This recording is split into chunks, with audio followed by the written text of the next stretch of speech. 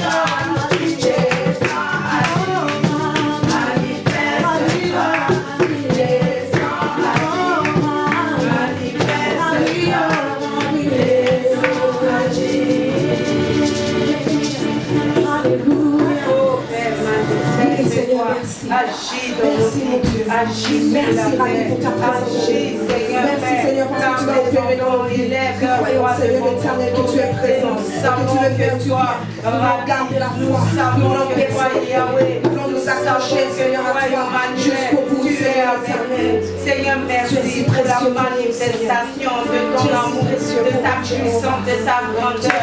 Merci Seigneur, étends ta main. Nous te rendons gloire. Nous te rendons gloire Seigneur. Alléluia, gloire à Jésus. Alléluia. Béni soit ton nom, Père. Alléluia. Il est merveilleux. Tu es précieux Seigneur. Merci Seigneur. Tu es si précieux. Alléluia. Tu as fait de nous tes enfants. Tu nous as appelés alors que nous étions rien, Seigneur. Et nous nous attachons à toi jusqu'au bout. Béni soit ton nom, Seigneur. Tu prends ce temps et contempler la gloire de Dieu et lui dire combien il est merveilleux pour toi. Il est si précieux, son amour n'a pas de fin. Son amour est si profond. Son amour est unique. Alléluia. Là où tu es, commence à élever ta voix et parler. Commence à lui dire des mots d'amour. Alléluia. Alléluia. Alléluia. Alléluia. Combien il est bon pour toi. Combien il est bon. L'éternel est bon. Amen. Les beaux chants, les beaux saints. Oh, tu es précieux. Tu es précieux. Alléluia. Oh, ramassez de diamants. Oh, c'est que les mots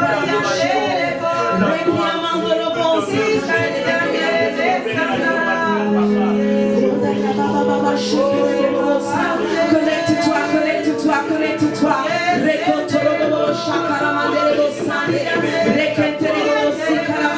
Nous voulons entrer en profondeur. Connecte-toi. Comme Ézéchiel va jusqu'à nager dans les eaux profondes avec l'Esprit de Dieu. Laisse-toi transporter. Laisse-toi quitter. Laisse-toi quitter. Ouvre la bouche et la remplira. Il a dit dans sa parole. Alléluia. Oh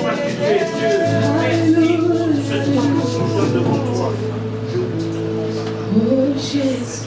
Alléluia.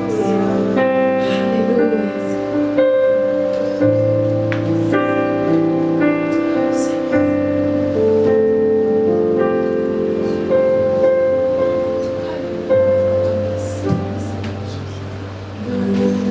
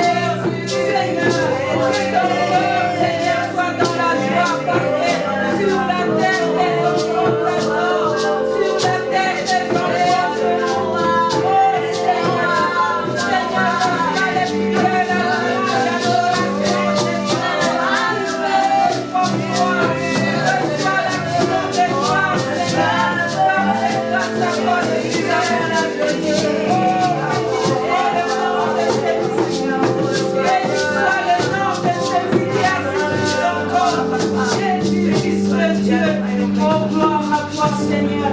Nos mains, Seigneur, Papa, se balancent ce matin pour te dire, tu es digne, tu es digne, tu es digne. Le Saint, le glorieux. Alléluia. Alléluia, Seigneur. Je vais inviter Pasteur Solange à venir bénir ce temps de prière, accompagner qui a suivi ce temps d'adoration. Alléluia, gloire à Jésus, gloire au Seigneur. Gloire à toi, Papa Dieu. Gloire à toi, Fils de Dieu. Gloire à toi, Yeshua. Gloire à toi, Seigneur Saint-Esprit.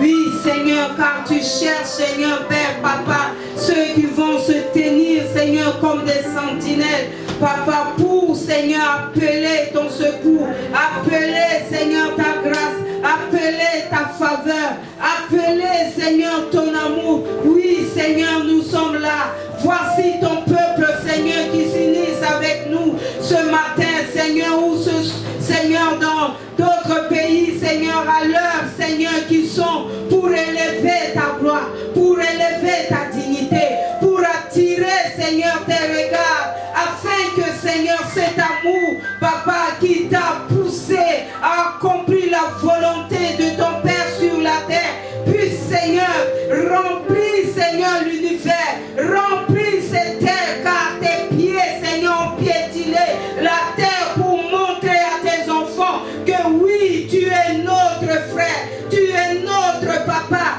tu es notre sauveur, tu es notre papa, tu es notre maître, tu es notre ami. Oui, Seigneur, nous voici devant toi pour te dire, Seigneur, entends nos cris, entends nos prières, entends nos louanges, entends notre adoration.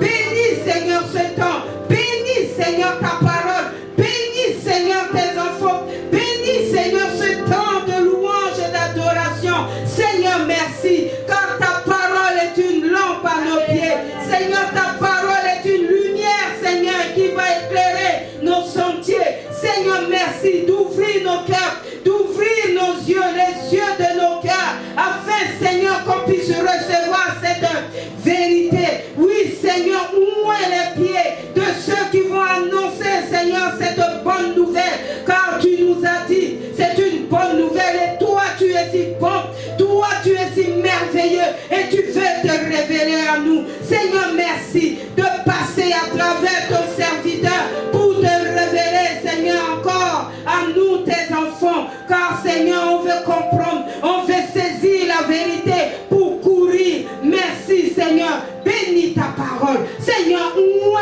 Seigneur, ta parole, ouvre ton serviteur, et bénis tous ceux, Seigneur, qui vont entendre, car, Seigneur, nous serons heureux, car cette parole va nous guérir, cette parole va nous bénir, cette parole va nous éclairer. Seigneur, merci à toi, et bénis, bénis dans le nom de Jésus ta parole, au nom puissant de Jésus, Fils de Dieu, je te prie. Amen. Alléluia. Amen, amen. Alléluia. Louange et gloire, sagesse, action de grâce et honneur,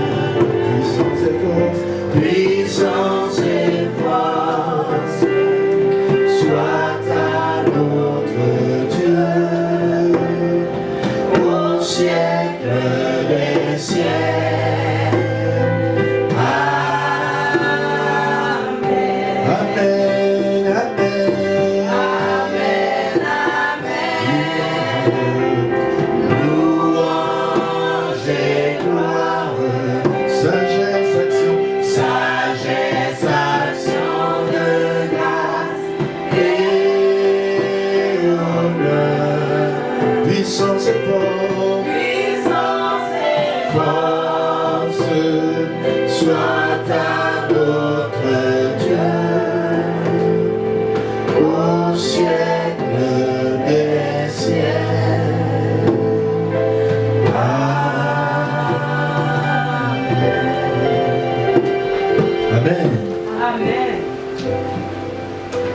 Nous sommes le deuxième dimanche du mois de août.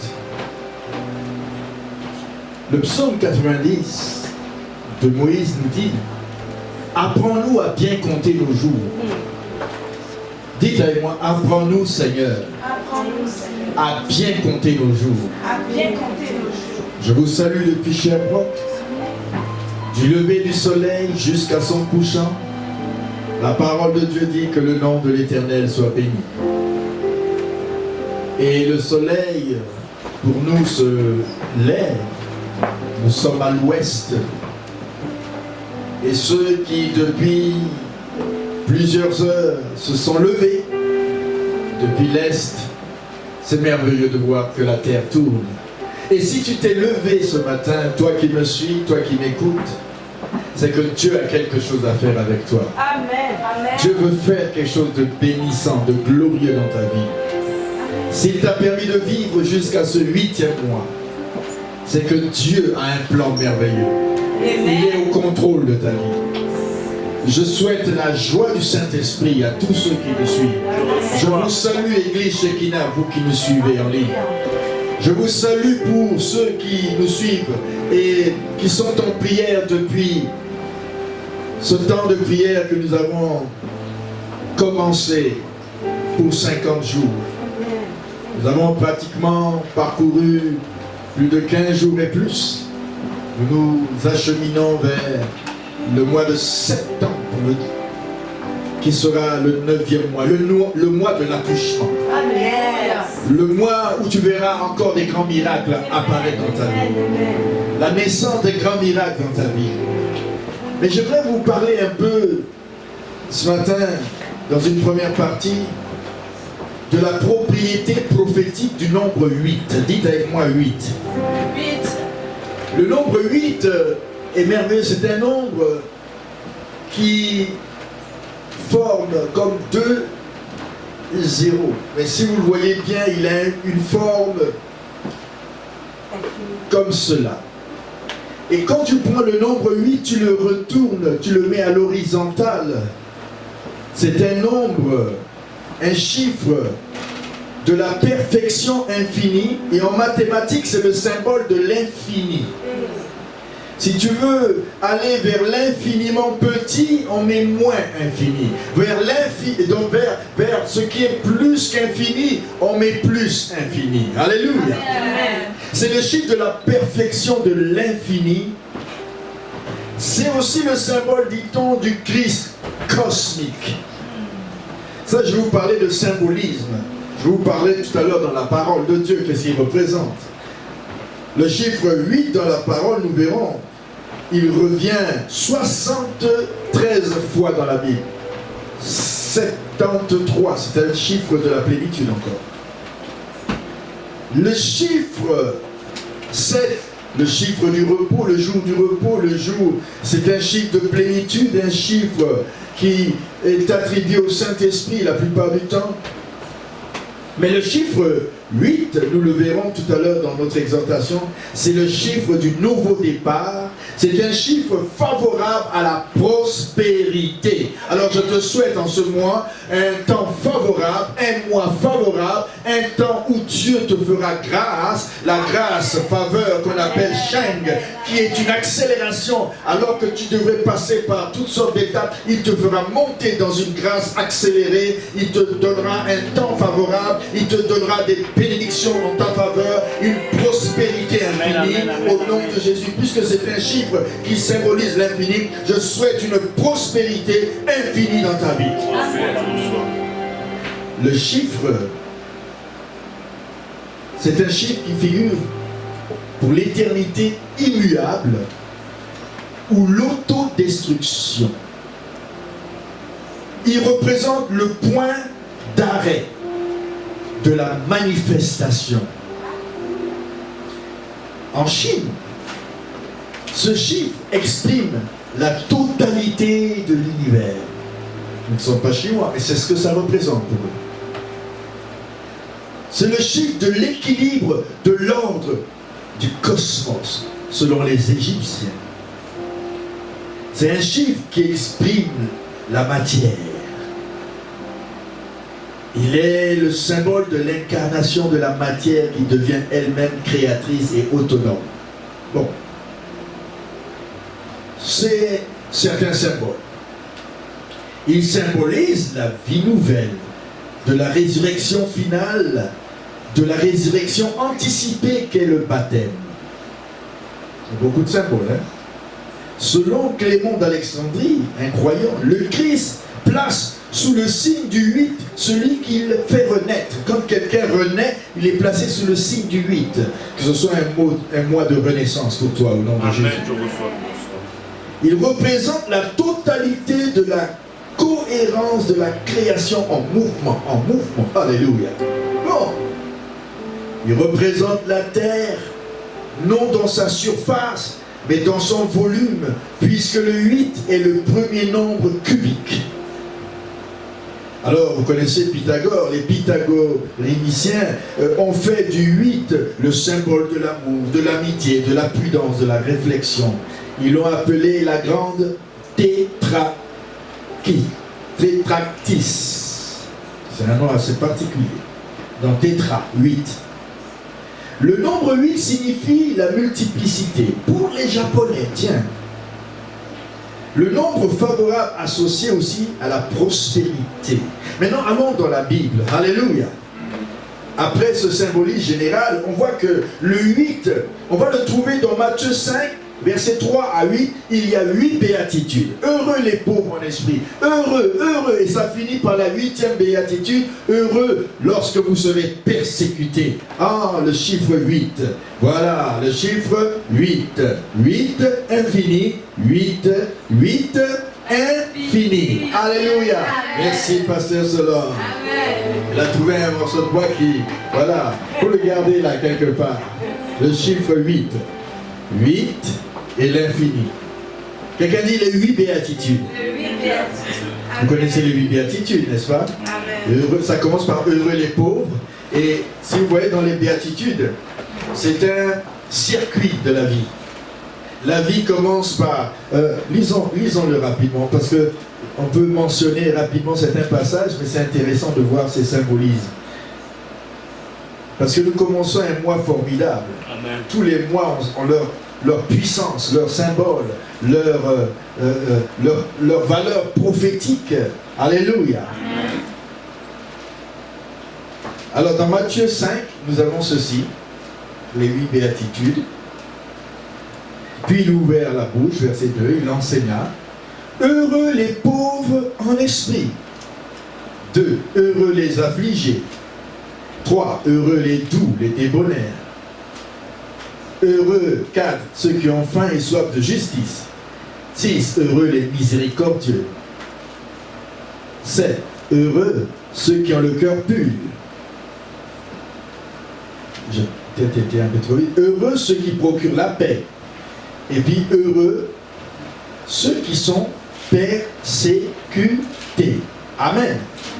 Voyez-vous, c'est un cercle de la vie commence par reconnaître son besoin de Dieu. La pauvreté en esprit, ce n'est pas être pauvre matériellement. Quoique dans Luc, Jésus va parler de heureux les pauvres versus heureux les riches, parce que le pauvre est celui qui dépend de Dieu. Le riche a tendance à ne pas vouloir dépendre de Dieu. Quoique la pauvreté ne soit pas une vertu, mais souvent la richesse nous aveugle. C'est pourquoi il dit, à vous qui êtes pauvres, dans Luc, heureux vous êtes, à vous qui êtes riches, attention, malheureux que vous êtes, parce que vous vous confiez dans vos richesses. Alors que ici, heureux, les pauvres en esprit, c'est en quelque sorte heureux celui qui reconnaît sa dépendance de Dieu. Qu'il soit pauvre ou riche, qu'il reconnaisse son besoin du Saint-Esprit, son besoin de Dieu. Et après cela, tu es affligé, tu reconnais ton besoin et tu pleures sur tes péchés. Tu es affligé. Et si tu es affligé dans la vie, souviens-toi que la chose à te donner le plus d'affliction, c'est l'affliction de savoir que tu es un pécheur. Et quand tu es dans cet état-là, Dieu maintenant fait de toi un homme doux. Alléluia. Amen. Un homme doux, le débonheur, c'est la force tranquille. Quelqu'un qui est doux a une force tranquille. Attention, ce n'est pas quelqu'un qui est faible. La douceur est une force tranquille, mais la douceur, c'est quelqu'un qui est ferme aussi dans la parole. Amen. Et ça finit par heureux les persécutés. Dans toute ta vie, ton circuit passe comme cela pour arriver à la persécution. Voyez-vous? Nous commençons par reconnaître notre état et nous fonctionnons et ça tourne. Tu passes par toutes les étapes de cette vie et tu arrives. Donc il y a 8 béatitudes. Dites avec moi 8 béatitudes. 8 béatitudes. Selon le sermon sur la montagne. Il y a 8 malédictions aux scribes et aux pharisiens annoncées par Jésus dans Matthieu 23. Il dit 8 malédictions. Malédiction de Marie. Marie prononce 8 phrases. Hein, dans le Magnificat. Lisez-le à la maison, vous allez voir qu'il y a 8 phrases qu'on appelle le Magnificat. Elle magnifie le Seigneur dans sa prière, dans sa louange. Jésus fut circoncis le 8e jour. Quelqu'un dit le 8e jour? Le 8e. Chez les Juifs, c'est une loi. Quand tu arrives à le jour, 7 jours, et le 8e, tu dois être circoncis. Bon, si tu dépasses cela, c'est toi. Mais le 8e, paraît-il que c'est le moment, le 8e jour, où le sang se coagule le mieux pour le bébé. Oh, que la sagesse divine a animé le peuple de l'ancienne alliance. Amen. Amen. Et vous savez qu'il y a 8 marches pour monter les escaliers du parvis extérieur du temple d'Ézéchiel. Vous allez trouver ça dans Ézéchiel 40, verset 26. Jésus fut circoncis le 8e jour. Lévitique 12, verset 3. Genèse 17. On voit aussi un exemple avec Abraham parce qu'il n'avait pas circoncis son fils. Luc 2, 21. Jésus fut circoncis le 8e jour. C'est une loi de Lévitique. Alléluia. On a 8 marches d'escalier pour monter au temple. Il y a 8 paraboles dans la création. Dieu dit. Dieu dit. Ça revient 8 fois. Genèse 1, verset 3. Genèse 1, verset 6. Verset 9. Verset 11. Verset 14. Verset 20. Et verset 24. Dieu prononce 8 fois. 8 fois, comme Jésus. Les béatitudes. 8 béatitudes. Dieu prononce 8 paroles. Alléluia. Amen. 8 paroles. Quelqu'un dit 8 paroles. 8 paroles. Et ces paroles, c'est Dieu dit que la terre, Dieu dit que les oiseaux, Dieu dit qu'il y ait des étoiles dans le ciel, des luminaires. Dieu dit que la lumière soit. Il le dit 8 fois. Vous êtes dans un mois béni au nom de Jésus. Amen. Et finalement, pour ne prendre que cela, il y a 8 personnes, et c'est avec ça tout à l'heure que je vais vous revenir. 8 personnes qui ont été sauvées du déluge dans l'arche de Noé. Genèse 7, 8, 9. Voyez-vous, il y a le chapitre 8 qui va nous parler aussi tout à l'heure. Que c'est dans ce chapitre, hein, à partir du 8e chapitre, le 7e mois, le 17e jour du mois, chapitre 8, verset 4, chapitre 8, verset 10, nous allons le voir tout à l'heure, verset 12 et verset 13 et verset 14, vous allez voir que le déluge a duré 1 année et au 7e mois, le 17e jour du mois, nous verrons, l'arche va s'arrêter sur le mont Ararat. Et dans ce 7e mois, le verset 10, on nous dit qu'il a attendu 7 jours. Il lâcha une colombe. Et la colombe ne revint pas. Et le verset 12, il attendit encore 7 jours.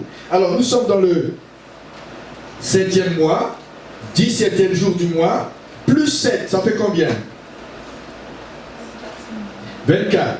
Il lâche une colombe. Il attend encore 7 jours. Il lâche encore une colombe. Ça fait 7, plus 7, plus 17. Nous sommes rendus à combien? Faites combien? 31. Donc, dans le 7e mois, suivez-moi bien.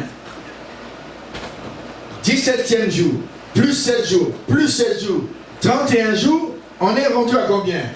Au 8e. Oh, acclame la parole. Amen. Donc à partir du 8e mois, il lâche 2 colombes. Et finalement le déluge, et c'est à partir de là que les eaux commencent à baisser. Où? Dans le 7e pour aller au 8e mois, suivez-moi, dans le 7e pour aller au 8e mois, l'arche s'est arrêtée au 8e mois, pratiquement sur le mont Ararat. Oh, la parole de Dieu. Et nous sommes dans le chapitre 8. Et nous allons voir sous peu comment ce chapitre et l'histoire de Noé au chapitre 6, 7, 8, 9 et 10e, comment c'est la période qui va nous amener à la destruction, la destruction par l'eau. Et ensuite, la nouvelle vague de la création, un nouveau départ, amen, avec seulement 8 personnes. Oh, acclamez la parole. Dans le 8e mois, pour aller au 12e mois, nous passons de la vie de Noé, que nous allons inaugurer, nous passons à une phase importante de ce que je vais vous dire dans la parole. Le message de Dieu, c'est le mois, je peux appeler, du nouveau départ. C'était dans cette période que l'arche, pendant 8 mois, était sur l'eau, et le 8e mois, il s'est posé sur la terre, sur une montagne. Et l'eau a descendu jusqu'au 12e mois. Et nous apprenons qu'en ce moment-là, nous sommes en l'an 601 de la vie de Noé. Quand l'eau a commencé à tomber, nous étions en l'an 600 de la vie de Noé. Quand Noé a eu ses 3 enfants, nous étions, Genèse 5, verset 31, nous allons le lire. Tous les jours de Lamech, son père, furent de 7, 7, 7. Quelqu'un dit 7, 7, 7. 7, 7, 7. Acclame la parole. Lui, il a vécu 777 ans. Et il mourut, je pense, avant le déluge. Mais avant cela, il y a eu son père, il s'appelait Mathusalem. Lui, il a vécu le plus longtemps sur la terre. Donc, le père de Noé et l'arrière, le grand-père de Noé, c'était des hommes formidables. L'un a vécu 777 ans et l'autre a vécu le plus longtemps sur toute la terre. Plus que Adam. Parce que lui, il a vécu 969 ans. Amen. Amen. Et lui, Adam, lui, il a vécu par contre que Adam a vécu 930 ans. Mais le mec a vécu plus longtemps. Alors, vous partiez d'Adam, ensuite de Seth, d'Enoch, ensuite de Kénan, Enoch et Mahalalel, et vous arrivez à Jéred, et puis à Enoch qui fut enlevé, lui, à 300 et quelques années. Ensuite, nous avons ce Enoch qui a marché avec Dieu. En ce moment-là, il n'y en a pas beaucoup qui marchent avec Dieu. Mais vous allez voir qu'il y en a un, à partir de lui, le 3e, après Adam, 7, on élimine Caïn et Abel, parce que Caïn, il est parti, Abel est mort. Alors on compte, à partir de Genèse 4, Adam, verset 25, 7, après cela, Enoch, avec un E, et on a, à partir de lui, on a ensuite ceux qui commencent à invoquer Dieu. Donc, depuis ce temps-là, on dirait que depuis Adam, là, les gens n'invoquent pas Dieu. Hein? 7. Et Enoch, il commence à invoquer Dieu. Et on arrive à la 7e génération. N'oubliez pas, hein, ils vivent longtemps. Hein? Adam vit 930 ans. Ensuite, 7, il vit 905 ans. Ensuite, 900 et quelques ans. Ensuite, Enoch, 905 ans. Ensuite, Kénan, 910 ans. Écoutez, on est comme des 1000. Lui, il engendre pendant presque 900 ans, il engendre des enfants, on ne parle que des garçons, le premier. Mais tous les autres, on ne parle pas d'eux. Les filles, on ne parle pas d'eux. Et ils se marient. La terre se remplit en ce moment-là. Depuis là. Donc à partir de Adam qui a vécu 930 ans, il a eu des enfants, on nous dit, et des enfants pendant 930 ans. On ne dit pas on dit que les premiers, celui qui est né en premier, Caïn, ensuite Abel est mort, ensuite on reprend la vie avec Seth, et on commence à compter à partir de Seth, et Seth, lui, il vit un nombre d'années, et puis, oh, gloire à Dieu. Amen. Alors, pratiquement tous vivent à peu près 900 ans, 910, 905, et le plus long, c'était Mathusalem, qui a vécu 969 ans. Et là, nous arrivons maintenant. Il met au monde son premier fils qui a un âge avancé. Et on nous dit qu'il a eu ce fils qui s'appelle Lemec. Lui, il est mort à 777. Et je pense que Dieu a fait grâce à Lemec de mourir avant le déluge. Suivez-moi bien, parce que nous sommes dans la phase où Dieu va détruire la terre. Dans Genèse 6, on va commencer à comprendre pourquoi. Et le titre de mon message s'appelle Yetzer. Je vais vous parler de l'imagination des humains. Je ne veux pas vous parler de leurs actions, mais je vais vous parler que tout n'est là. Mais il faut que vous compreniez que dans le chapitre 6, 7 et 8e où nous allons accentuer, quelque chose va se passer sur la terre. Je dis quelque chose va se passer sur la terre. Et c'est un nouveau départ, parce que le chiffre 8, c'est le chiffre du nouveau départ. Et c'est avec Noé qui va avoir, on nous dit au verset 31 du chapitre 5, après que le mec soit mort, on nous dit au verset 32, Noé âgé de 500 ans. Quand son père meurt à 777, lui il est âgé de 500 ans et il met au monde Sem, Cham, Chafet. Et Sem semble être le premier-né, Cham le deuxième et le troisième Chafet. Et c'est avec eux, dans le chapitre 10, que la terre va se peupler. Amen. Et c'est avec Sem, Cham, Chafet que nous allons voir avec sa femme, leurs femmes, et surtout il y avait Noé, sa femme, et il y avait Sem, Cham, Chafet, et les trois femmes. Nous sommes rendus à combien de personnes? 8 dans l'arche de Noé. Et quand ils vont débarquer, eh ben je pense que la mère de Canaan, qui est son père, on va le voir qui il est, on va le voir à la fin, et je vous propose ce matin, et pour ensuite plier là-dessus, 8 points prophétiques dans ce passage. Amen. Nous sommes dans la période où Dieu va redémarrer une nouvelle ère, une nouvelle saison avec 8 personnes, et ces 8 personnes, ça nous symbolise le nouveau départ. Nous sommes dans le mois du nouveau départ. Il y a eu beaucoup de déluges dans nos vies. Il y a eu même la période du déluge, entre guillemets, du coronavirus. Mais nous sommes dans une ère de nouveau départ. Et il faut bien l'exploiter. Parce que sinon, vous allez faire comme ce que nous allons voir tout à l'heure. Il s'est passé quelque chose au 8e point que je veux vous parler. Amen.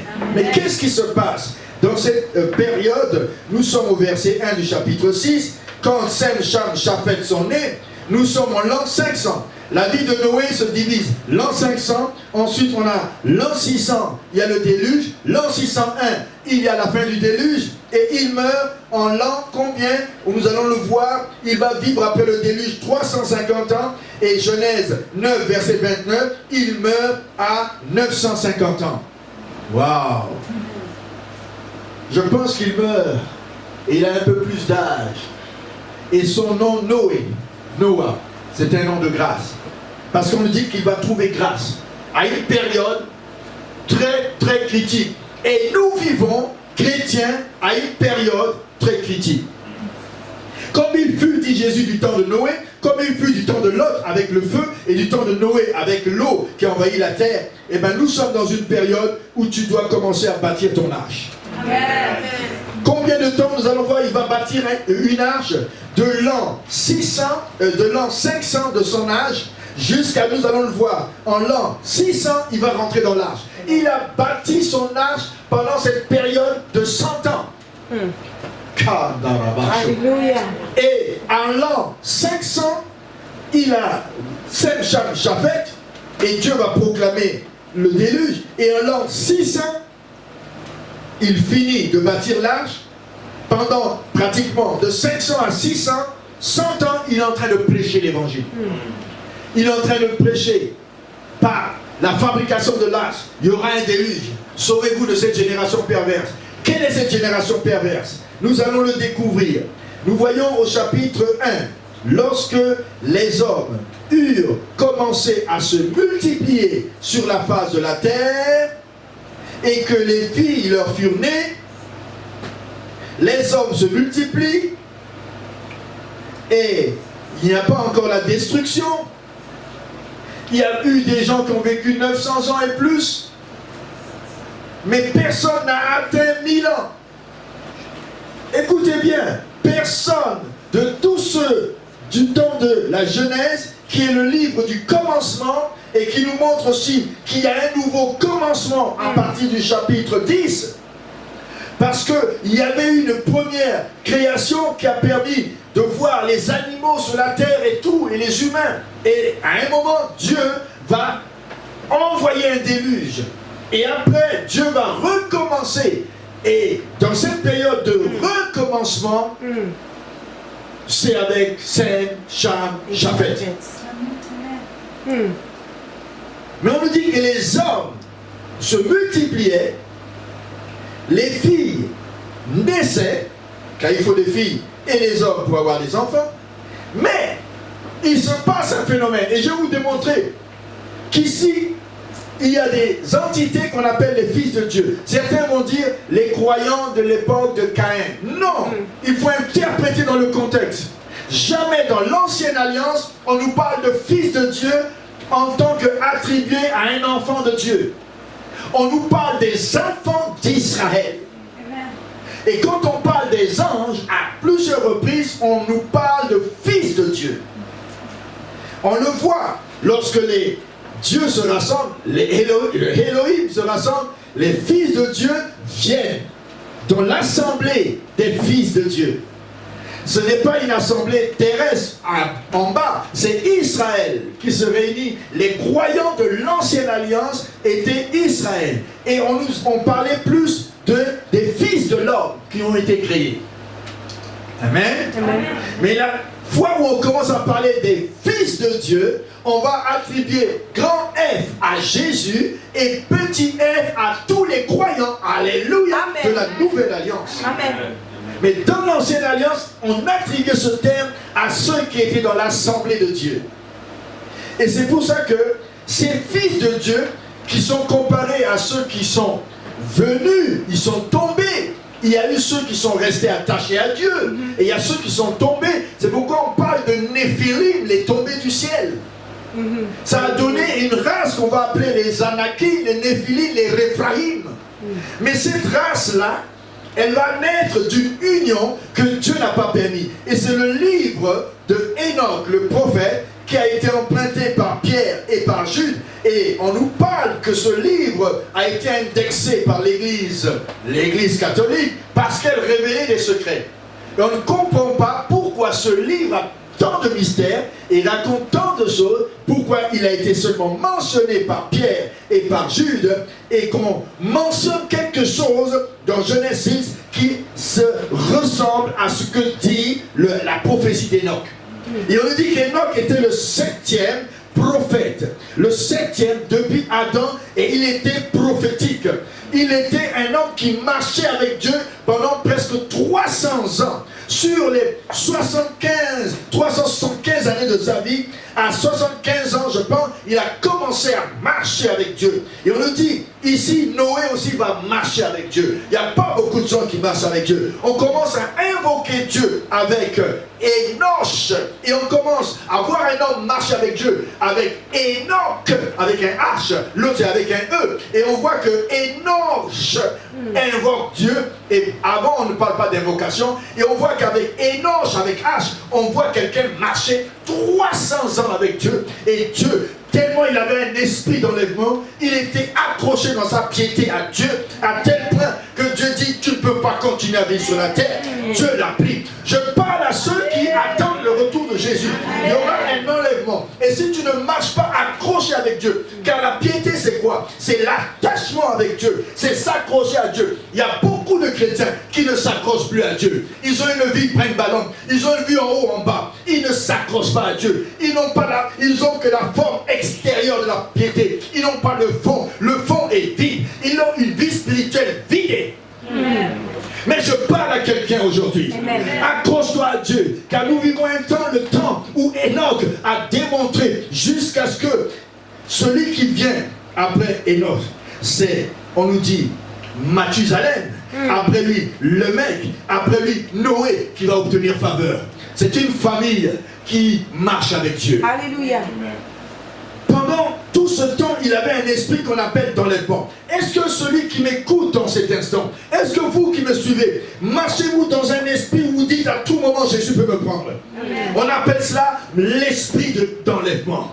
Il y en a qui ne savent pas qu'ils vont être enlevés. Ils marchent comme s'ils vont vivre longtemps et longtemps sans penser qu'il y aura un enlèvement. Je t'avertis qu'il y aura un enlèvement. Car Jésus a dit, comme il a vu du temps de Noé et du temps de Lot, il en sera de même dans la fin des temps. Les gens mangeaient, les gens buvaient, les gens se mariaient et les gens ont eu des avertissements. Et un jour, c'est arrivé. Nous avons eu des avertissements ces derniers temps. Mais nous sommes dans le 8e mois et je veux t'avertir par ce message. Dans le 8e mois qui symbolise le mois du nouveau départ. Je t'invite à commencer un nouveau départ avec Dieu. Je t'invite à t'attacher avec Dieu comme Enoch qui a marché avec Dieu. C'est le temps pour toi de marcher avec Dieu. Toi qui m'écoutes, toi qui me suis, attache-toi à Dieu comme Enoch. Une forme de piété, non pas extérieure, mais qui a la vie en toi. Une piété attachée à Dieu. Une piété qui a du sang. Une piété vraie.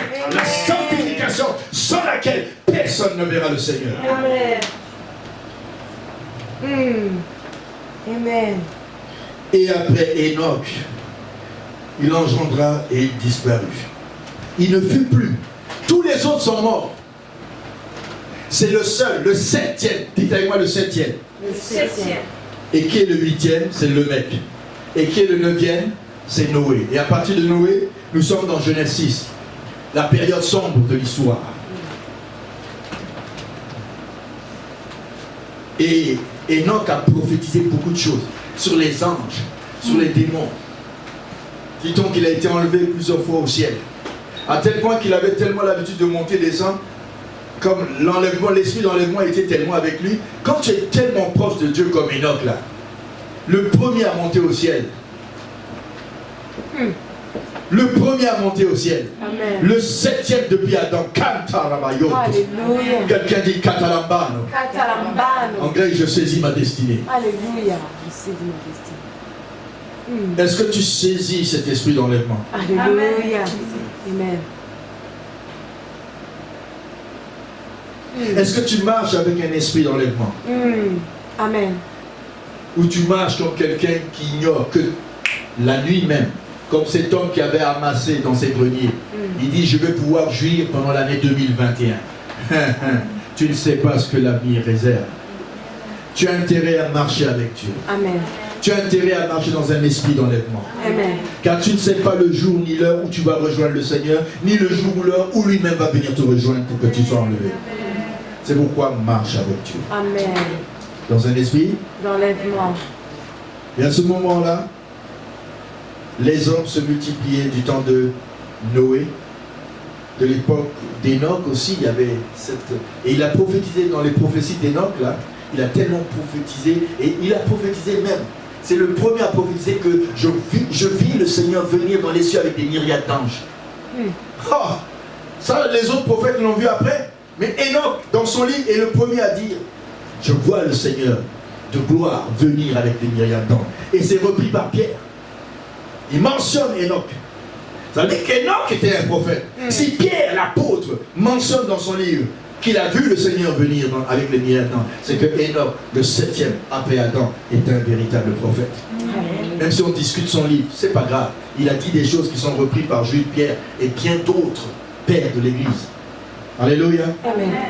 Si on l'a indexé, Dieu le sait. Il n'a pas été dans le canon, Dieu le sait. Mais sache une chose. À cette époque d'Enoch, de Lemec et de Noé, ces 3 générations, parce qu'ils ont vécu longtemps, l'un jusqu'à être enlevé, le mec, son fils, a vécu au moins 960. C'est-à-dire qu'il a vu comment son père a été enlevé. Man de Rebosa. Et Noé qui a vécu jusqu'à 500 ans. Et à ce moment-là, son père, jusqu'à 777. Je pense que toute cette génération vivait intensément des choses. Ils ont entendu parler de leur grand-père qui a été enlevé, d'un de leurs grands-pères, Mathusalem, qui a vécu le plus longtemps sur la terre, et l'autre qui a vécu jusqu'à 777 ans.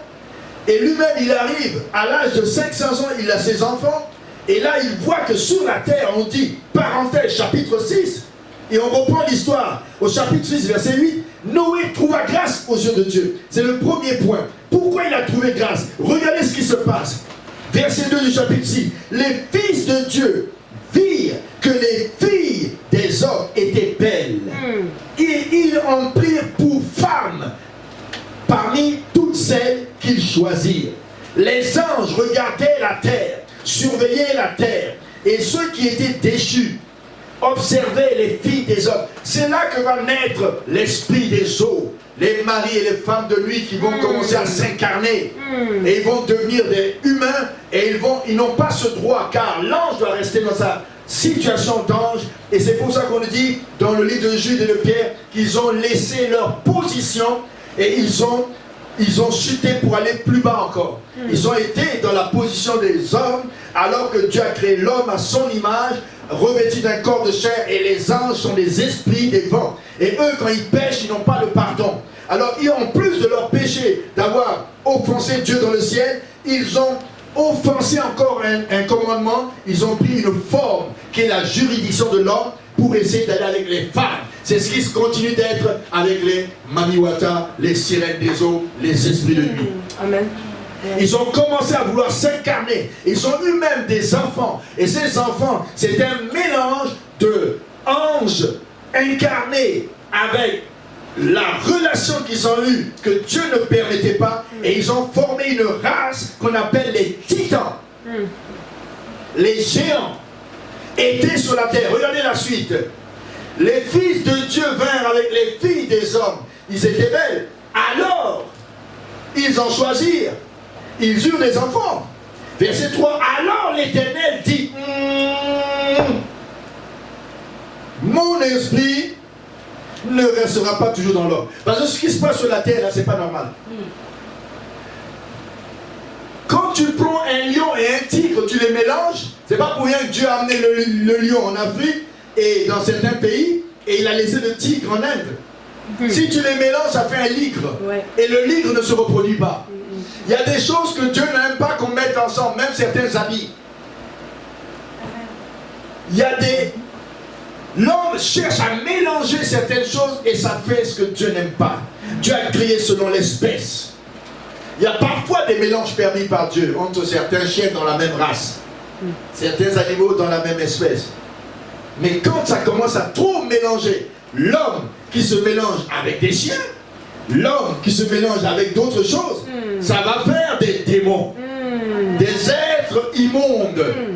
Et quand l'ange vient s'incarner et fait des enfants, et aujourd'hui on a des êtres bizarres sur la terre, des enfants qu'on appelle des reptiliens, une union mystérieuse. Ils sont nés d'une façon mystérieuse. Et quand on a ce mystère entre les êtres spirituels et les êtres humains, mon esprit ne peut plus rester dans ces... Eh, vous comprenez? Non, non, non, non. Pourquoi? Et là, il fixe, il dit, avant il vivait longtemps. Regardez ce qu'il dit. Car l'homme n'est que chair, et ses jours seront de 120 ans. S'il continue dans sa chair, à vivre longtemps comme ça, avec ce mélange, oulala, je vais fixer une limite. Et plus tard, il dit, je vais détruire. Ils ne pourront plus vivre aussi longtemps. Et mon esprit ne pourra pas continuer dans ces êtres de chair de cette manière corrompue. Les géants, verset 4, étaient sur la terre en ces temps-là. Vous comprenez? Après, lisez bien, après que les fils de Dieu furent venus vers les filles des hommes, les géants sont apparus. une race de géants, démesurés, car c'est un ange puissant qui a commerce avec une femme, fille des hommes, et là, une race de géants qui est difforme. Et on nous dit qu'il y en avait des cyclopes, des êtres bizarres, parce que c'est des démons, des êtres déchus, avec un esprit corrompu, qui va avec l'esprit d'une femme, et en chair. Et on nous dit, et qu'elles leur eurent donné des enfants, ce sont ces héros, ces titans, qui furent fameux dans l'Antiquité. Jusqu'à l'époque même de Ulysse, on parle de ces titans. L'Éternel se répandit d'avoir fait l'homme sur la terre et il fut affligé dans son cœur. Aïe, aïe, aïe, regardez la terre comme elle est devenue. Depuis que Adam a péché, ça ne va plus. Et là, c'est marqué Genèse 6, rien ne va plus. Et quand Dieu regarde la terre aujourd'hui, si vous aviez ces lunettes, rien ne va plus. Et l'Éternel dit, je vais exterminer la terre, depuis les hommes jusqu'au bétail, oiseaux, plus rien. Même les oiseaux, ils vont voler pendant une année. Ils ne peuvent pas voler, non? Ils vont tomber dans l'eau. C'est pourquoi le déluge a duré 1 an. Pour voir que toutes les montagnes ont été recouvertes. Si tu as monté jusqu'au sommet, là, glou glou glou aussi. Hello? Pendant 1 an, tu essaies de rester sur le sommet de la montagne, l'eau monte encore. Glou glou glou. Quelqu'un dit glou glou glou. Tout le monde a glou glouté. Mais, j'en viens maintenant. Noé trouvera grâce. Premier point. Noé trouve grâce aux yeux de l'Éternel. Dans une période comme ça, qui sont ceux d'entre nous qui trouvent grâce? Qui, avec leur maison, leur vie spirituelle, s'attachent à Dieu? Tout le monde fait pareil, qui nous voit, le pasteur ne nous voit pas, c'est pas grave. Mais on est arrivé à un moment où tout le monde pêche, homme de Dieu. Tout le monde pêche. On est tous dépassés, tout le monde divorce, tout le monde ceci, tout le monde cela. Mais alors pour nous c'est pareil. Dieu va nous faire grâce, il comprend notre génération. Non, il comprend. Mais sans la sanctification, personne ne verra le Seigneur. Amen. Dieu est un Dieu de grâce, de faveur, immérité. Mais il n'est pas un Dieu bonasse. Amen. Il est bon mais pas bonasse. Amen. Parce que Paul dit la grâce de Dieu nous enseigne à nous détourner de l'iniquité. Tite 2,15. Toi tu prends la grâce, elle devient bon marché. La grâce est pour toi un signe de faire n'importe quoi. Non, Dieu dit sans la sanctification, personne ne verra le Seigneur. Amen. Tu as intérêt à changer. Alléluia. Tu as intérêt à écouter ce message. Amen. C'est pourquoi on dit au verset 11, la terre était corrompue devant Dieu. La terre était pleine de violence. Vous comprenez pourquoi? On a commencé avec le chapitre 5, on a pris le chapitre 6, verset 1 jusqu'au verset 7. On a parlé des titans, des géants. On a parlé de la corruption de la terre. Pourquoi elle était corrompue? Parce qu'il y avait des géants. On nous dit que ces géants ont même attrapé les humains. Et aujourd'hui, sur la terre, il y a des recherches qui ont démontré, allez sur YouTube, les géants existent et ont existé, pardon. Vous voyez des crânes plus gros qu'une, je sais pas, même une moitié de maison là. Oui. Des squelettes. Et on a commencé à trouver même jusqu'à un squelette où il y avait un trou au centre là. Je sais pas si c'était le cyclope ou si c'était le caillou de David. On a tout trouvé. Et aujourd'hui les gens ne peuvent plus rien cacher. Et c'était ces gens-là, je dis ces gens, dites à nous ces gens-là, qui ont voulu cacher la science. Ils ont caché même l'égyptologie. Tous les nez des sphinx sont cassés, on sait pourquoi. Faites comme ça. On sait pourquoi. Parce que c'est une science qui était avancée. Parce que certains ne veulent pas attribuer à une certaine race. Mais Dieu dit que la vérité n'est qu'une question de temps. Alléluia. Et je bénis Dieu pour des hommes comme Cheikh Anta Diop qui par sa thèse a tout cassé. Et d'autres même commencent à se reconnaître que ce n'est pas un peuple né pour être esclave. Aïe, aïe, aïe, le berceau de l'humanité. Oh, laisse-moi te dire. Amen. Je suis pour toutes les races, mais il ne faut pas cacher la vérité. Amen. Alléluia. Amen. Et je suis fier de prêcher cet évangile. Amen. Parce qu'il y a mon ancêtre qui a porté la croix. Il s'appelle Niger. Hein? Il a porté la croix de Jésus. Et j'ai une place auprès du trône. Amen. Tout tous, nous avons de la valeur devant Dieu. Il n'y a pas un peuple inférieur à un autre peuple. Amen. Et quand on dit toi tu es inférieur, c'est là où Dieu te démontre le contraire. Acclame Jésus. Première chose, Noé trouva grâce aux yeux de l'Éternel.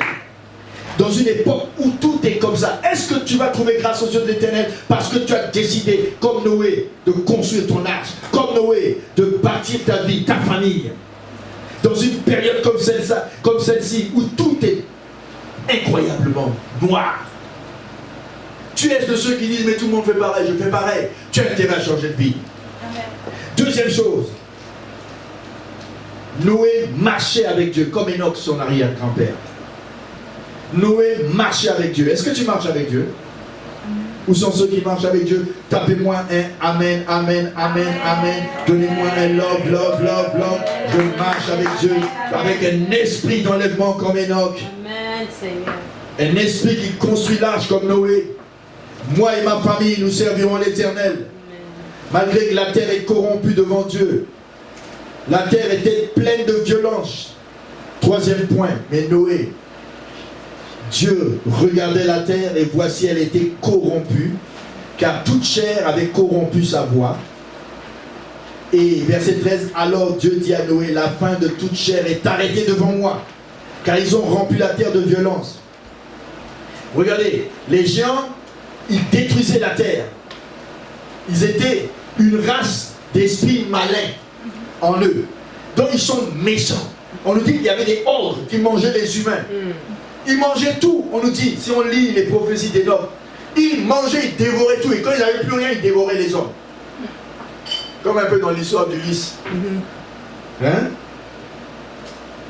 Alors, qu'est-ce qui s'est passé? L'Éternel, Genèse 6, verset 5. Nous sommes au troisième point. Verset 11. La terre était corrompue, mais on faut retourner en arrière. L'Éternel vit que la méchanceté des hommes était grande sur la terre et que toutes les pensées, c'est là que je vais vous parler du Yetzer en hébreu. Dites avec moi Yetzer. Yetzer. Les pensées de leur cœur se portaient chaque jour uniquement vers le mal. Il se lève, il pense. Pendant qu'il dort, il pense, mais en rêvant. Tout ce qu'il a pensé la journée se traduit dans ses rêves. Et les démons s'y mêlent. Et Dieu essaye de rentrer dans son esprit, dans son imagination. C'est pourquoi le mot Yetzer vient d'un verbe Yatsar, qui veut dire faire, créer. Quand Dieu a créé l'homme, Adam, à son image, il a, on a dit, à partir de rien, il a bara. Il a créé à partir de rien. Mais quand il arrive à la femme, il la façonne. Et le mot Yetzer vient d'un mot qui veut dire façonner. Le mot aussi veut dire en forme, poterie, image taillée, homme formé de la poussière. Ça veut aussi dire imagination, dessin, charpente intellectuelle, pensée, disposition du cœur, les dessins et les sentiments du cœur. C'est ça. Quand tu es en train de penser, tu commences à faire fonctionner à partir de ton intellect le côté spirituel, le côté imagination. Tu es en train de voir dans tes pensées, t'imaginer, puisque tu es créé à l'image de Dieu. Amen. Dieu, quand il a voulu te créer, il a pensé, il a dit, faisons l'homme à notre image, à notre ressemblance, Père, Fils, Saint-Esprit. Alors, puisque je suis image, je suis esprit, je lui donne mon esprit. Et avec cet esprit, lui aussi, il devient un petit Dieu, il pense, il imagine. Il pense une chose qu'il a créée. Il prend le téléphone, il veut aller dehors, il dit, ah, le fil est trop court. Créons le cellulaire. Oh, acclame Jésus. Il veut monter à l'étage, il est toujours en retard. Créons l'ascenseur. Il veut voler dans le ciel. Il se dit, comment faire pour aller en Afrique en une journée? Créons l'avion. Amen. Oh, je vois la lune est trop loin. Je veux m'y rapprocher. Créons la fusée. Amen. Acclame pour le demi-dieu que Dieu a fabriqué à son image. Quand il pense, c'est pourquoi quand vous pensez, ce que vous avez commencé à penser. Faites-le sortir, ça va être votre miracle. Et n'oubliez pas, à la fin de ce message, je vais vous donner l'exemple de quelqu'un. La manière où il a pensé, il est devenu quelqu'un dans le succès. Si tu penses toujours négativement, tu vas être un échec. Mais si tu penses positivement, tu réussiras tôt ou tard. Amen. Parce que Dieu t'a créé à son image. Pour penser et pondre les choses. Pour créer ce que tu penses. Ne crée pas le malheur. Ne pense pas le malheur. Ne réfléchis pas tout le temps le malheur. Ne réfléchis pas comment les choses sont, comment les gens voient, comment... Non, non, non. Arrête de penser. Pense le positif sur les gens. Pense le positif pour le lendemain. Tourne le négatif dans tes pensées. Crée le positif. L'énergie divine qui est par le Saint-Esprit va te faire naître des miracles. Nous sommes dans le mois du miracle. Nous sommes dans le mois où les desseins de Dieu, pendant le 8e mois, le chiffre de la création où Dieu va créer de nouveau, avec Adam, avec Noé, une nouvelle génération. Je veux que tu commences à utiliser ton yetzer pour penser des bonnes choses. Pas comme ceux-là qui, le matin, se lèvent, ils pensent le malheur. Ils pensent à tuer. Ils n'ont pas tué encore. Ils ont déjà tué dans leur pensée 50 personnes. Et c'est pour ça qu'on dit la terre était remplie de crimes. Parce qu'ils ne pensaient qu'à tuer. Ils ne pensaient qu'à violer. Ils ne pensaient qu'à mentir. Ils ne pensaient. Et rien que Dieu, dans les pensées de l'imagination, il veut descendre dans tes pensées. Il n'arrive pas à descendre dans tes pensées parce que tu penses trop négatif. Il y a une énergie qui le chasse. Il a besoin d'un corps où l'image de Dieu en lui pense Jésus. Amen. Les pensées de Jésus. Amen. Les pensées renouvelées, Romains 12. Soyez renouvelés dans vos pensées afin que vous discerniez ce qui est bon, agréable et parfait. Et quand tu penses comme ça, Dieu te montre sa volonté. Tu vas voir ton mari, tu vas voir tes bénédictions, tu vas imaginer ton succès. Mais quand tu es renouvelé dans ta pensée, oh, quelqu'un dit yetzer. Quand tu es renouvelé dans ton yetzer, Romains 12, tu vas discerner quelle est la volonté de Dieu, ce qui est bon, ce qui est agréable, ce qui est top, parfait. Alléluia. Acclame Jésus.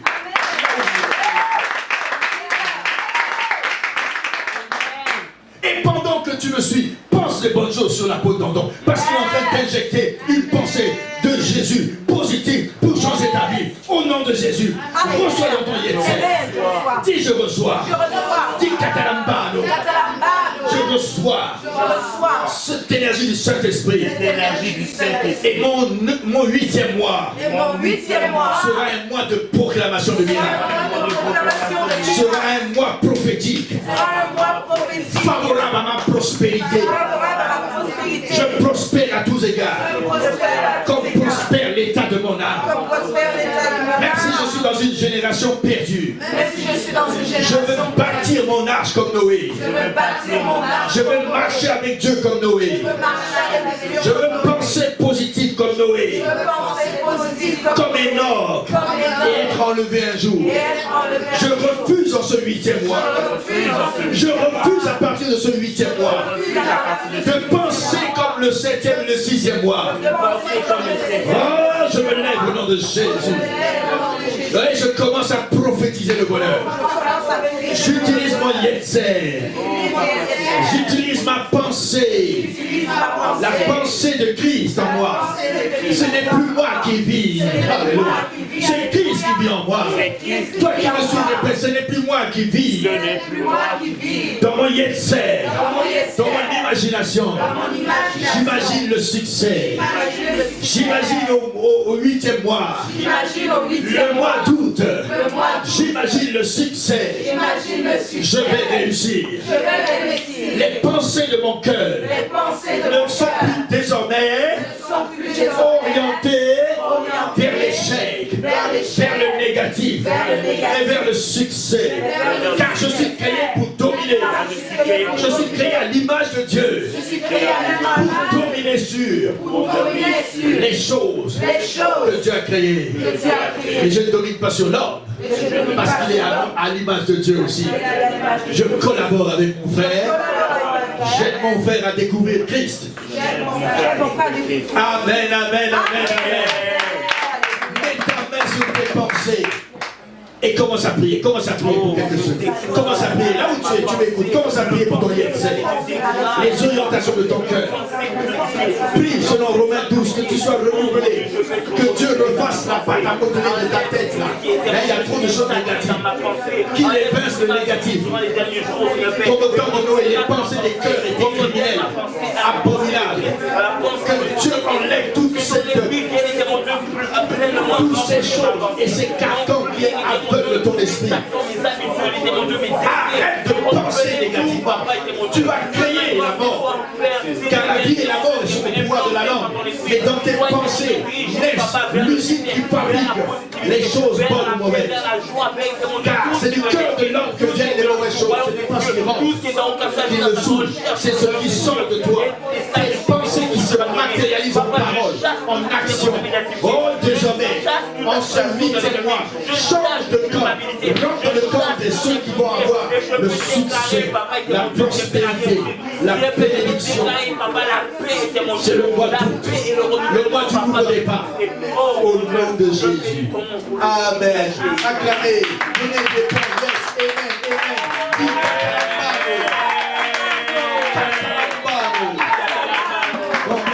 Catalambano pour ceux qui me suivent. En grec, ça veut dire je saisis, je reçois, je saisis ma destinée. I'm going to Catalambano my destiny. I'm going to Catalambano my destiny. Je Catalambano ma destinée. In Jesus' name. Quatrième chose. Alors, on nous dit, fais-toi une arche. J'aimerais que tu commences à construire ton arche. Pendant 100 ans, il a conçu son arche. Ça prend du temps, hein, construire une arche. L'arche, c'est pour ta famille avant tout. Construis-la pour l'église, mais c'est chacun avec sa famille.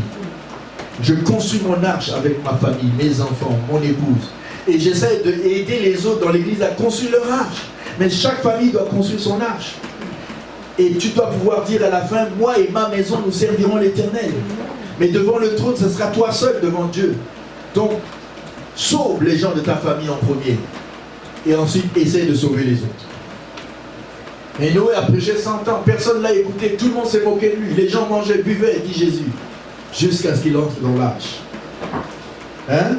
Au verset 22 du chapitre 6. Et c'est ce que fit Noé. Il exécuta tout ce que Dieu lui avait ordonné. Tout. Les gens se moquaient de lui pendant une centaine d'années. Qu'est-ce qu'il fait? Il est stupide, il est niaiseux, il est bête, il est si. Mais qu'est-ce qu'il a? Qu'est-ce qui ne va pas avec ce chrétien? Pourquoi il est trop spirituel? Pourquoi il prie trop comme ça? Mais nous, on a du temps pour avoir du fun. Mais continue d'avoir du fun, alors que c'est le temps d'être plus que sérieux depuis qu'il y a des avertissements. Et l'avertissement qui a été récemment, le Corona, est un avertissement où Dieu a permis que les gens commencent à voir que nous sommes à la fin. Exécute les choses. Cinquièmement, chapitre 7, verset 1. L'Éternel dit à Noé, entre dans l'arche, toi et toute ta maison, car je t'ai vu juste. Oh, que le jour où nous allons entrer dans la présence de Dieu, nous commençons déjà à fabriquer notre arche jusqu'à ce qu'il dit, rentre dedans, tu es juste. Et tu vas rentrer au ciel, il dit, viens, bon et fidèle serviteur, je t'ai trouvé juste. Amen. Et on nous dit à ce moment-là, 6e point, Noé avait 600 ans, chiffre 6, le chiffre de l'homme. Quand il est entré dans l'arche et que le déluge a commencé, il a commencé en l'an 600 de la vie de Noé. Hello, nous sommes entrés dans le 7e millénaire. Et le 7e, c'est après le 6e. À 600 ans, il y a eu le déluge. Et là, ils sont rentrés avec tous les animaux qu'ils devaient sauver. Et au chapitre 8, verset 1, Dieu se souvint de Noé après que le déluge ait duré 40 jours, changement de saison. Le chiffre 40 est un changement de saison, changement de situation. Après un temps dans l'obscurité, Jésus a vécu 30 ans. Pendant 3 ans, il sort de l'obscurité après un jeûne de 40 jours. Changement. 40 ans dans le désert. changement. Entrer dans la terre promise, changement. Amen. Tu as 40 ans, n'oublie pas. Tu viens de passer 40 périodes qui sont très déterminées de tes 4 décennies. Si tu rentres dans ta 40 et quelques année jusqu'à la 50e, 50 c'est le chiffre de la Pentecôte. Alléluia. C'est le chiffre d'or. Mais le chiffre 8 pour ceux qui sont mariés, j'aimerais vous dire, c'est le chiffre de l'année de mariage du noce de bronze. Parce qu'il y a l'or, il y a l'argent, tu n'es pas encore là, mais tu es au bronze. C'est les noces d'électricité.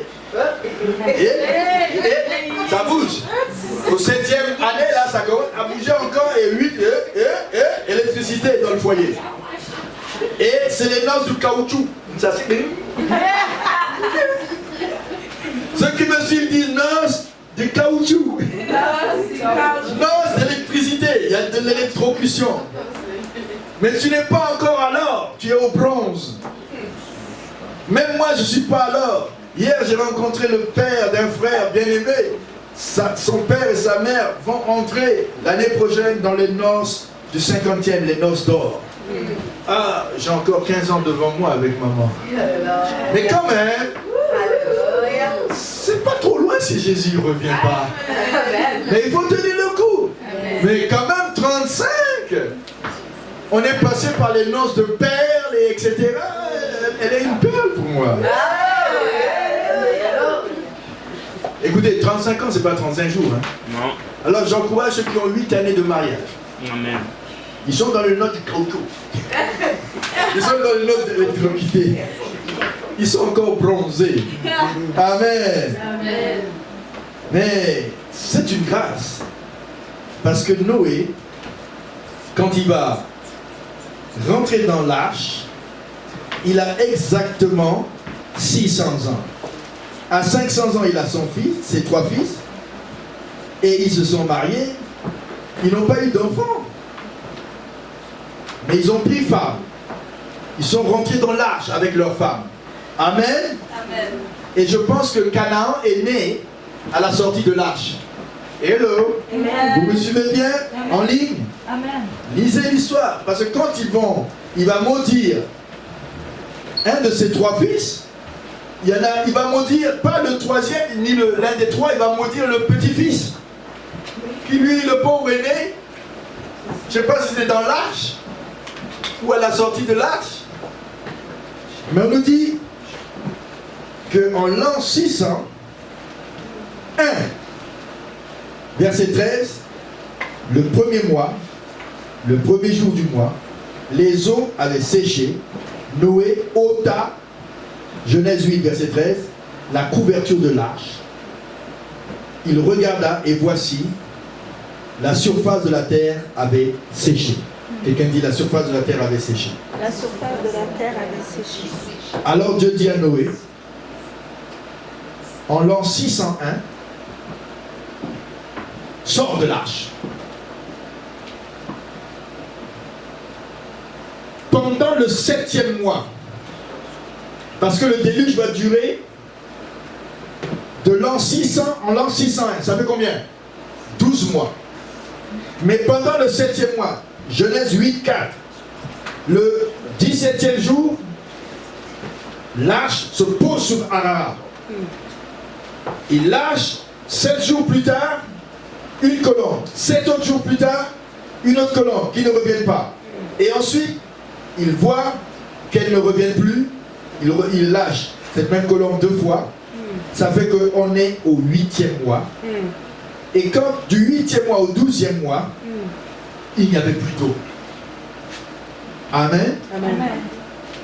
Et le premier mois de 601, le 2e mois, il sort de l'arche.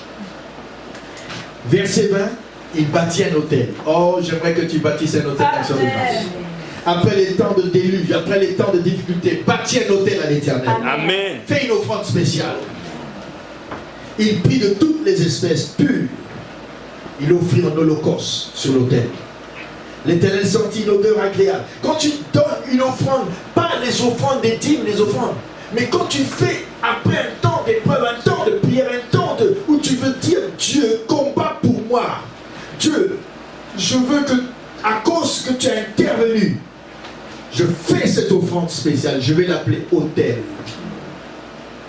Il dit, il sent une odeur agréable quand tu fais une offrande comme ça. C'est un prix coûteux. L'Éternel dit en son cœur, je ne maudirai plus la terre à cause de l'homme. Parce que son yetzer de son cœur sont mauvaises depuis sa jeunesse. Si tu dois tenir compte de ton yetzer, il n'y a personne qui va vivre parmi les chrétiens. Alors s'il faut qu'on rentre avec une loupe là, dans la pensée des chrétiens, il dit, mais ils ne vont pas aller au ciel. Leur yetzer est comme ça, gauche-droite, gauche-droite. Tantôt il pense des bonnes choses, il regarde le prédicateur, il dit lui là, il devrait finir bientôt là. Regarde le yetzer. Sans effet. Sans effet. Point la parole se dit. Alléluia. Nous allons prier aussi. Amen. Les pensées de notre cœur depuis la jeunesse sont mauvaises. C'est pourquoi Dieu nous dit par Paul, Romains 12, soyez renouvelés dans vos yetzer. Le matin, Seigneur, je renouvelle mon yetzer. Le soir, Seigneur, il renouvelle mon yetzer. Quand je marche, tu pries en langue, renouvelle mon yetzer. Amen, amen. Et quand il sort de là, Dieu lui dit, ok, j'accepte ton offrande. Et au verset 1 du chapitre 9, Dieu bénit Noé, ses fils, et leur dit, soyez féconds, multipliez, remplissez. Et il s'arrête au troisième verbe. Et il ne dit pas, assujettissez, et il ne dit pas dominer. Pourquoi? Parce que les démons et les anges ont commencé à tout contrôler. Mais il dit quand même, là où vous devez dominer sur les animaux, il dit, bon, ok, mais vous serez un sujet de terreur. Au moins, quand les animaux vous voient, ils ont peur, vous les voyez, vous avez peur, c'est à qui mieux. Mais il voulait leur dire, avec cette terreur, essayez quand même de les dominer, quoi.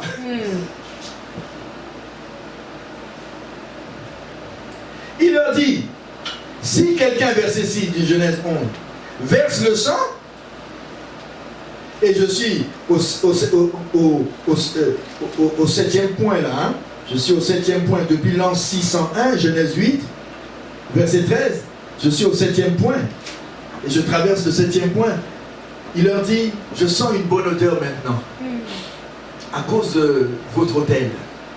Vous savez, après des moments difficiles, hein, après des prières, après des choses, quand tu veux lancer un défi, prends une offrande spéciale, fais un autel. Ça va sentir une bonne odeur. Amen. Mais il leur dit, multipliez-vous, verset 7 du chapitre 9, soyez féconds, répandez-vous sur la terre. Mais c'est tout ce que je peux vous dire.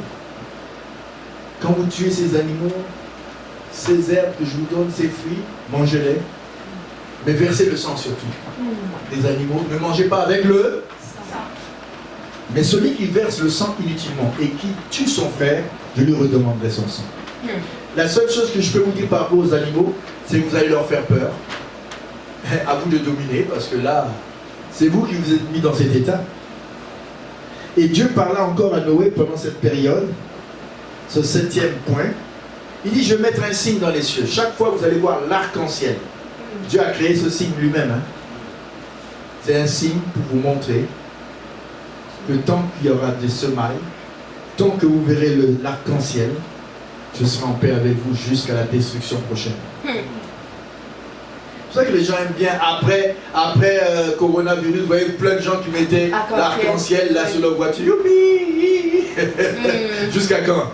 Quelqu'un dit jusqu'à quand? Jusqu'à quand? Ça c'est le 7e point. Il dit, je mets ce signe dans la nuée. J'ai placé, verset 13, chapitre 9, verset 13, mon arc dans la nuée, et il servira de signe d'alliance. Amen. Et le verset 18, pour aller jusqu'à la fin, c'est le 8e et dernier point. Les fils de Noé qui sortirent de l'arche étaient Sem, Cham, Chaphet. Cham fut père de Canaan. Ah, il a eu un bébé. Écoutez bien la fin. Ce sont là les 3 fils de Noé, et c'est leur postérité qui peupla toute la terre. Nous sommes au 8e point. Nous sommes le premier dimanche, le dimanche 2 du 8e mois. Et je vous annonce, en ce 8e point, Noé commença à cultiver la terre et planta de la vigne. C'est bon, la vigne. Mais attention. On dit, on dit, au début, après il pique, après il mord. Mais le fruit de la vigne, ça donne la gaieté, on en fait du jus de raisin. Mais si tu le laisses un peu trop, il fermente. S'il est à 1%, ça va, mais s'il arrive à 70 en montant là, ta tête va monter. Et si tu n'as pas la maîtrise de toi, garde à toi. Parce que le garde à toi est à la suite ici. On nous dit, il but du vin. Oh, nous on a bu du vin. Jésus a bu du vin. En Israël, ils boivent le bon vin, le meilleur vin même. Mais Jésus n'était pas sûr. Soyez remplis de l'esprit. Amen. Il y en a qui disent, ceux qui boivent le vin sont des pécheurs. Ah non. Il n'a pas dit, quand tu bois du vin, tu es pécheur. Et toi aussi qui bois trop de café, tu es pécheur. Trop que ça goinfre. Faut manger, n'est-ce pas? Et pas trop manger. Je ne me laisserai pas asservir. Amen. Je domine. Amen. Je maîtrise. Amen. Il y en a qui ne maîtrisent pas. Abandonne. Car tu es un objet de chute pour les autres. Mais là, il dit, il a fait une bonne vigne. Car la vigne, le figuier et l'olivier sont les trois symboles de la prospérité en Israël. Et lui, il commence à bâtir la vigne, le sang du raisin, le sang du Christ. Et lui, il a laissé fermenter. Il est content. Il est dans sa tente. Il commence à prendre un petit verre et il commence à danser, danser et danser. Quel chant il pouvait danser à ce chant-là? Il fait le shalom dans le rêve. Il fait le shalom dans le rêve. Ça commence à chalomer différemment. Et là, notre père Noé, qui était juste devant Dieu, il but du vin, verset 21, s'enivra. Ne vous enivrez pas. C'est de la débauche, il a dépassé la limite. Il y a des gens, ils ne savent pas s'arrêter en tout. Quand ils boivent, quand ils mangent, ils ne savent pas s'arrêter. Quand ils font une chose, c'est toujours aller trop loin. Même quand il est sur le... Ah, moi je ne pêche pas, je ne bois pas du vin, mais tu le vois là, il est sur son truc là. 1 heure, 2 heures, 3 heures. Frère, tu t'arrêtes, je ne sais pas où. Il est toujours toute la journée. Il dit, moi je ne pêche pas, je ne bois pas du vin comme ce frère là. Il est ivrogne. Mais lui, il est ivrogne de quoi? Internet. Il y a des ivrognes dans beaucoup de choses. Hein? Oui. Amen. Oui. Et là, Cham, il but du vin, s'enivra et devint tout nu. Vous savez, quand les gens sont ivres là, vous voyez ce qu'ils commencent à faire? Suivez-moi bien. En ligne, suivez-moi bien. Il commence à... Il dit, j'ai chaud. Il commence à enlever la veste. Après, j'ai chaud. C'est comme il y avait un frère, il venait souvent, mais on le voyait quand il animait à l'église. Tu le voyais, il transpirait. Tu te dis, mais... Après, tu t'approches près de lui. Oh, il avait bu du vin le matin. Donc, tu le voyais animé là. Hein? Et même tu le vois, il prend la chemise, il tord la transpiration. Il continue. Mais tu t'approches près de lui et dis, ah, d'accord. Cette plénitude-là, c'est une autre plénitude. Quelqu'un dit, il y a plénitude et plénitude. Il y a plénitude et plénitude. Il y a ivresse du Saint-Esprit et ivresse d'autre chose. Et là, il est tout nu. Il a découvert. Quand tu ne fais pas attention, tu seras à découvert par l'ennemi. Alors, Cham, père de Canaan, vit la nudité de son père. Vous savez, il y a des fois où Dieu permet qu'on voit la nudité de nos parents ou de nos pères, que ce soit dans la foi ou autre, dans une façon. C'est-à-dire que Dieu te l'expose pour que tu vois sa faiblesse, d'accord? Mais il y a des fois, c'est l'homme même qui se s'est exposé, comme Noé. Mais des fois, l'homme n'étant pas parfait, Dieu nous permet de voir un aspect de sa vie qui est un peu faible. Et dans ces deux côtés, où la personne même s'est exposée, où Dieu l'a exposé, suivez-moi bien. Il y a une réaction, ou deux réactions. Alors, Cham père de Canaan, vit, il le rapporta. Bla bla bla bla bla. Commérage. Quel autre mot? Critique. Affairage. Affairage. Hein? Affairage. Affairage. C'est pas moi. Je viens d'apprendre. Toutes les choses. Tu sais quoi? Mon oreille n'est pas une poubelle. Amen. Si tu as un endroit où déposer ça, c'est pas dans mon oreille. Parce que tu vas attraper la lèpre de Myriam, ou tu vas attraper la malédiction de Cham sur tes enfants Canaan. Le pauvre Canaan n'a rien fait. Et lui, Cham, qui est placé en deuxième position, c'est Cham et Chafet le dernier, lui qui est au milieu, il parle trop. Il parle trop sur certaines choses qu'il ne doit pas parler. Et même jusqu'à parler des pères, des moins, des pères physiques, des pères spirituels. Hey, j'ai vu papa, il est tout nuit. J'ai pas dit les Indiens ils nuit, non, je dis il est tout nuit. Il est tout nu. Ah. Mais j'ai vu. Les deux frères, Sem et puis Chafet. Hein, c'est Chafet, n'est-ce pas? Parce que Cham, c'est celui du milieu. Il dit, pourquoi tu dis des choses comme ça? C'est notre père. Ah ben, il n'avait pas qu'à boire, hein? Il boit trop. Et patati, et patata. Et c'est parti. Est-ce qu'on prie pour lui? Ah non, j'ai encore beaucoup à dire.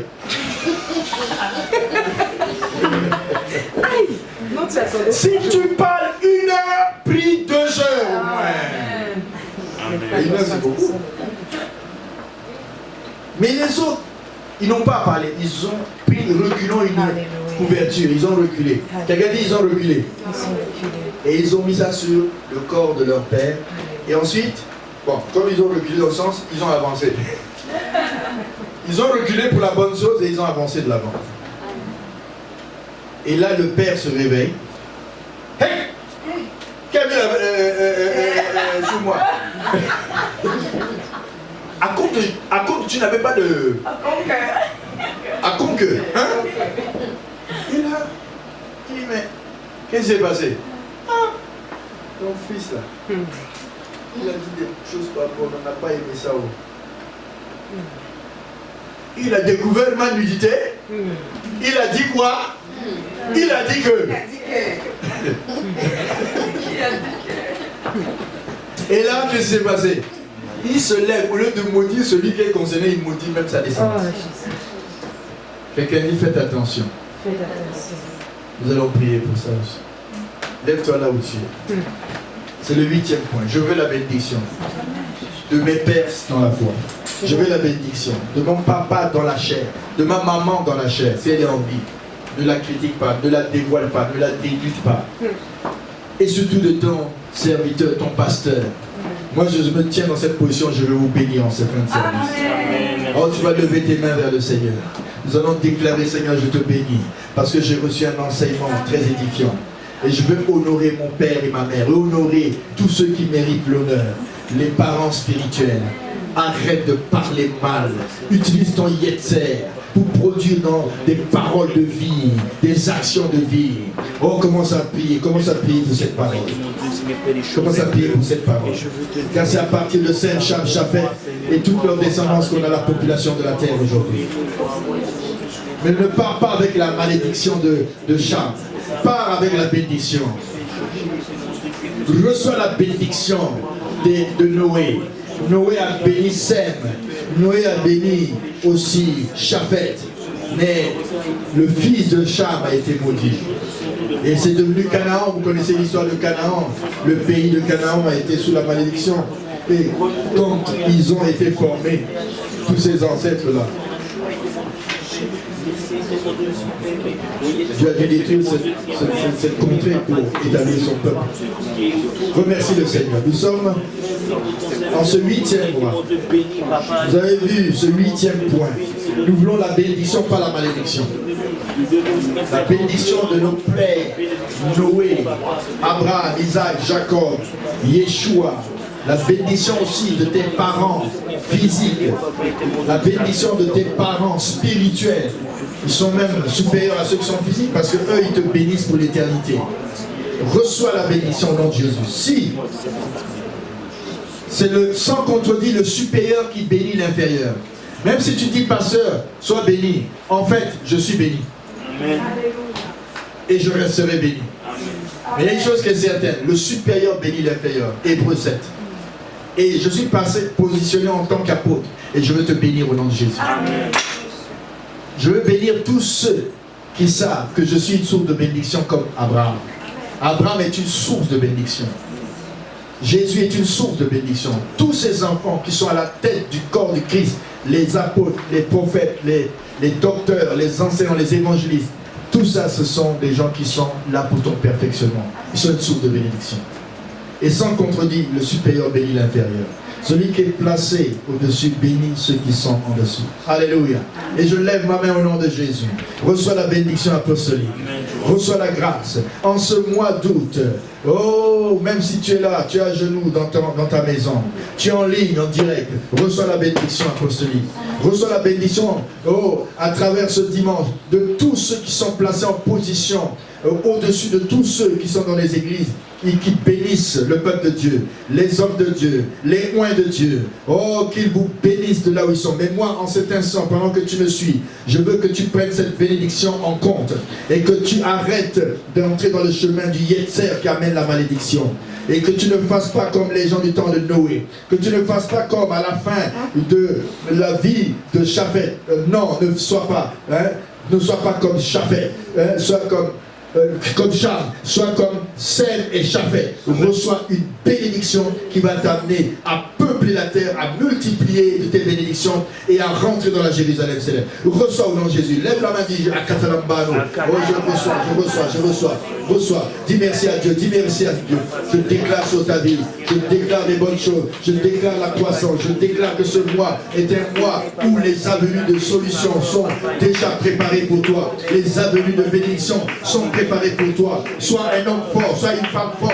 Que tes enfants soient reconsacrés, dédiés à Dieu. S'il y en a qui étaient éloignés, je les rapatrie dans la maison de Dieu. Je les rapatrie dans ta famille. En tant que père, en tant qu'apôtre, je vous bénis au nom de Jésus. Je vous bénis au nom de Jésus. Je bénis vos maris, je bénis vos femmes, je bénis vos enfants. Tous ceux qui sont récalcitrants, tous ceux qui sont réfractaires, je les rapatrie dans la bénédiction. Au nom de Jésus, tout ce que tu as perdu en tant que père, je rapatrie tes bénédictions. Les années qu'on dévoré les intérêts, on a dit 7 années dévorées. Et en cette huitième année, ce 8e mois, je rapatrie toutes tes bénédictions dans ta vie, dans ta maison, dans ton foyer, dans ton avenir, dans tes études, dans ton travail, dans toutes tes entreprises. Sois béni au nom de Jésus. Recevez au nom de Jésus. Recevez au nom de Jésus. Démarrez ce mois avec la foudre, avec la lance du Saint-Esprit, avec la plénitude du Saint-Esprit. Ne vous inquiétez pas, le vin, ça mène à la dépôt. Soyez remplis du Saint-Esprit. Soyez remplis du Saint-Esprit. Recevez la plénitude. Recevez. Soyez édifiés. Commencez à prier en langue. Commencez à manifester les dons spirituels. Commencez à évangéliser de nouveau. Là où tu étais fatigué, sois restauré. Car c'est le mois du nouveau départ. C'est un mois, le 8e mois. C'est un mois de prospérité. C'est un mois de nouveau départ. Je te bénis au nom de Jésus. Je vous bénis, je bénis ma famille. Oh, je bénis la famille d'Ordon. Je bénis la famille Shekina. Je bénis mes enfants dans le monde entier. Qu'ils soient en Europe, en Afrique, oh, en Asie, qu'ils soient dans les Antilles, oh, qu'ils soient partout, en Amérique, au Canada, au nom de Jésus. Je vous bénis. Je vous bénis. Et que cette bénédiction soit efficace, effective, au nom de Jésus. Que tu vois que ce mois, au début du mois d'août 2020, oh, mon Père spirituel m'a béni. Alléluia. Reçois, recevez. Dis, je reçois. Oh, je bénis Dieu. Bénis Dieu pour la bénédiction que tu reçois. Prie en langue. Kakrakashata, Rokosoto, Ribabashata, Rabakashata, Rokosoto, Rokosoto.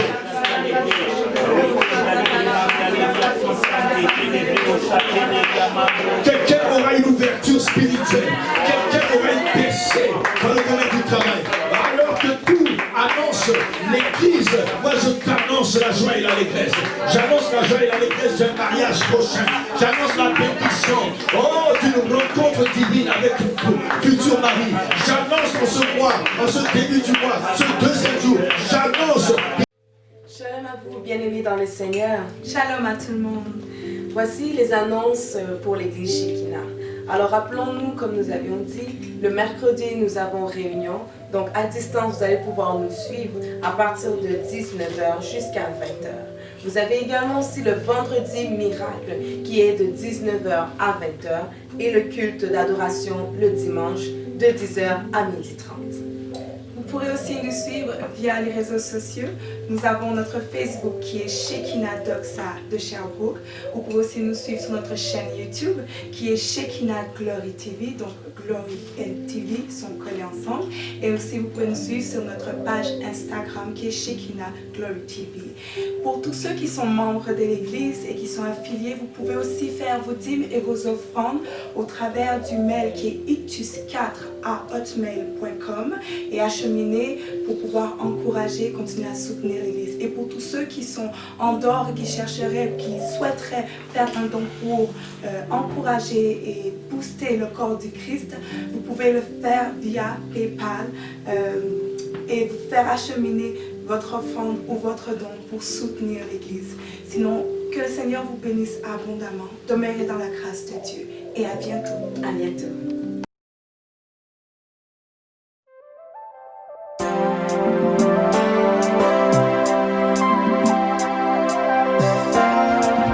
www.ecstasydownload.com